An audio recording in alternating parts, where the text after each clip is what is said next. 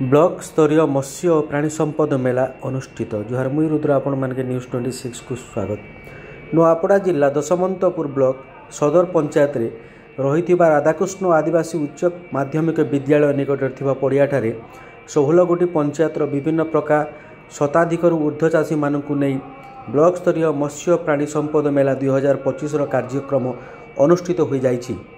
एही कार्यक्रम को स्थानीय बीडीओ सुधाकर बेहरा और गोपाल कृष्ण दंडपाटक गुरुत्वपूर्ण अध्यक्षतार आयोजन करथिले।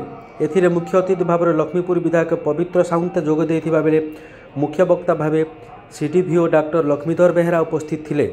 एही मेला उद्देश्य है मत्स्य और प्राणी संपद और अनन्य विभागीय कार्यक्रम को प्रदर्शन करने, यार अभिवृद्धि और राज्यर चाषी मानक समृद्धि करने, सचेतनता और सांस्कृतिक कार्यक्रम आयोजन करने। यह उद्देश्य मुख्य सफल चाषी मानकु एवं गिरली गुमार सिंहदुआर एसएचजी महिला मानकु पुरस्कृत करने एवं ब्लॉक रे एही चाष करी चाषी माने दिनकु दिन किपरि लाभवान होई विकास हो पारे से नहीं मुख्य वक्ता उपस्थित समस्त को प्रांजल भाव में बुझाई। यही सभारे DFO Sagar Kumar Ram, एबीडीओ Sudhir Kumar Behera, zone number 1 और जोन नंबर 2 जिला परिषद सदस्य, सांसद प्रतिनिधि सुदर्शन साहू, प्रशांत महांती, परीक्षित कुणडू एवं प्रशांत प्रधान इत्यादि उपस्थित थिले।